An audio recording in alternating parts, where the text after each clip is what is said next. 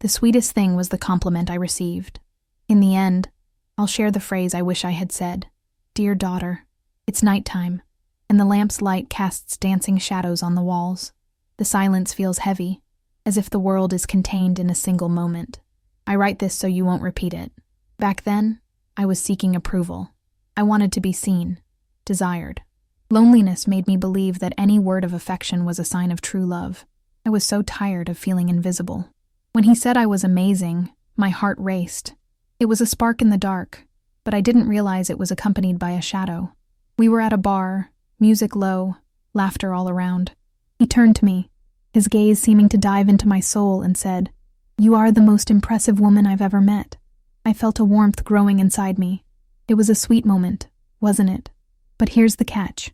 Moments later, he added, "I just hope you don't forget who really matters when you're out there." It sounded like a compliment, but it really meant, I need to control your circle. And I didn't realize it. At that moment, it felt like just a gesture of care, but it came with a veiled warning. That's when things started to change. The little rule, which I thought was protection, transformed into something heavier. He wanted to know where I was, who I was with. It was control disguised as concern, a token of affection that quickly became suffocating. And you know what happened? That declaration, which should have been sweet, started making me anxious. Every message from him demanding a quick response served as a reminder that freedom had its limits. I didn't see how it was isolating me from the people who truly mattered.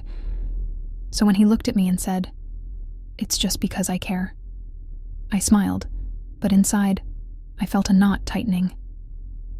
A weight that wouldn't stop growing. I was caught in a cycle of relentless appeasement and fear of what would come next. After a while, the guilt settled in. The silence between us, the unspoken words became a punishment. Love felt like a maze, and the exit was always just out of my reach. I didn't realize it until chaos arrived. So, listen to me. If a compliment comes with a condition, pause. If affection turns into an obligation, pause. And if you need a line to protect your peace, use this. I appreciate it, but my life doesn't require approval. If that doesn't work for you, then we are playing on different teams. In the next chapter, I will talk about the time an apology didn't fix anything. It just restarted the cycle. That moment was a turning point. I was so caught up in his words that I didn't notice the trap closing around me. The compliment turned into an echo, a repetition of the same sad song playing in my mind. Every time he said something sweet, I had to ask, what's the catch? The nights became quiet escapes. The fear of disappointing him made me dive deeper into his worldview. My choices were shaped by a desire to please him, and with every step I took, I lost a little more of myself. The feeling of being seen quickly faded, and inside, I was screaming. It was on one particular night that I realized the extent of the confusion. He had planned a dinner. It was his way of showing affection. The table was set perfectly, candles lit, soft music playing in the background.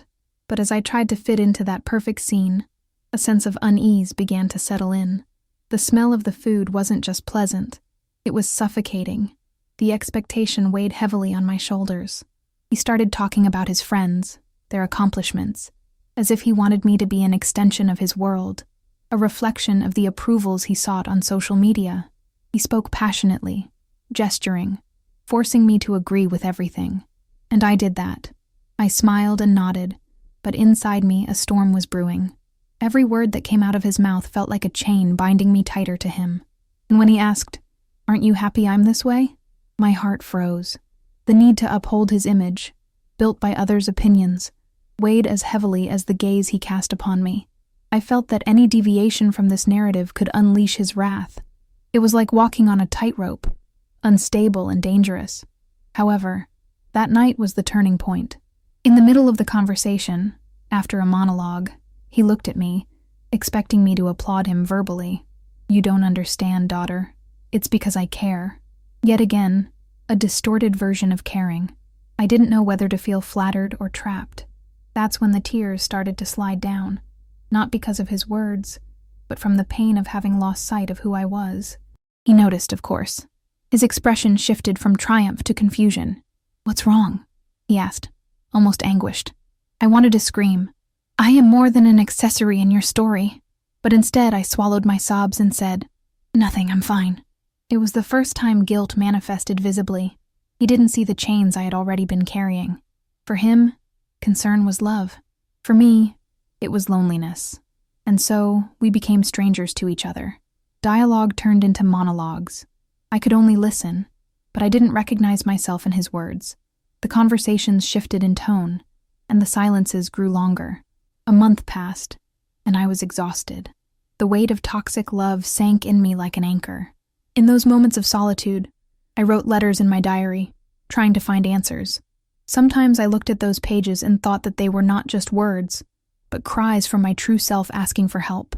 I tried to tell a friend, but her words sounded distant, like echoes lost in a tunnel. So, there was the break. One day, after a trivial argument, he turned to me and shot back, "If you really cared about me, you wouldn't do that." It was a disguised blow of love. In that moment, the truth hit me like a lightning bolt. Those words weren't love. They were manipulation.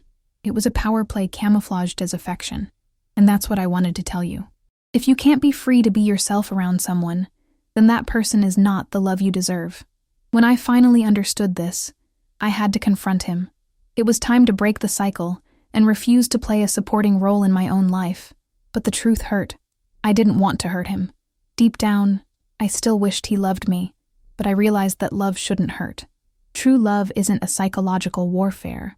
Love is freedom, not imprisonment. Now, I no longer need validation. Our love became a draft, an untold story that I needed to close. If you find yourself trapped in a storyline that isn't yours, remember, the key to your freedom starts with being honest with yourself. In the next chapter, I'll talk about the time I finally managed to say no, and how that word became a powerful weapon in my quest for autonomy. For a while, I stood on the hazy line between pain and hope. The quest for freedom wasn't just an internal struggle. It became a visible battlefield where the words I didn't say turned into bullets fired in silence. Days went by, but I was stuck in a cycle of involuntary repetition. He insisted on small displays of affection that now sat uncomfortably in my gut. What once were sweet compliments now sounded like echoes of a bitter truth. Every gesture attempting to convince me of his love only reminded me of the prison I had built without realizing. It was on a rainy night that the weight of my decisions became unbearable. The drops cascaded like tears from the sky, and I wondered if the storm outside reflected the whirlwind within me. My thoughts revolved around the image he wanted me to be, just his version. I lost count of how many times I found myself thinking about what I would do or say if I were alone. But loneliness had a bitter taste that I couldn't swallow. And it was that night, while watching the dancing shadows on the wall, that the idea of breaking free began to take shape. The lamp flickered slightly, as if it were calling attention to what really mattered. Me. A wave of courage started to blossom. I began to imagine what it would feel like to be free. When I finally decided that I needed to speak, the fear of the unknown nearly paralyzed me. It wasn't just the possibility of losing what we had, but the dread of discovering that I might never have had anything real. Every time his voice echoed in my mind, I replaced it with my own. It took effort, but the need to rediscover who I was overcame any anxiety. In that moment, the desire for autonomy turned into a scream, and when I faced him in that room full of unfulfilled promises and unmet expectations, it felt as though a layer of skin had been stripped away. The words began to flow, almost as if they had been waiting a long time for this opportunity. "I am not who you want me to be." The truth emerged as a whisper, and then grew into a shout. "I'm tired of living inside this mold you created." I spoke about the invisible chains that bound me, about a love that wasn't love, but disguised control. He stood in silence, his eyes fixed on me, and for the first time, there was no longer that light of approval and control. There was only confusion. "But I care about you," he replied, his faltering tone trying to regain lost ground. But it was no longer enough. I knew that concern had turned into a burden. The internal battle I had fought for so long had finally reached its climax, and I could no longer be the supporting character in this story. Love shouldn't be a negotiation. It shouldn't require losing such essential parts of ourselves. And so, instead of an apology, I hoped for a moment of reflection, a genuine understanding of what was happening between us. But that didn't happen.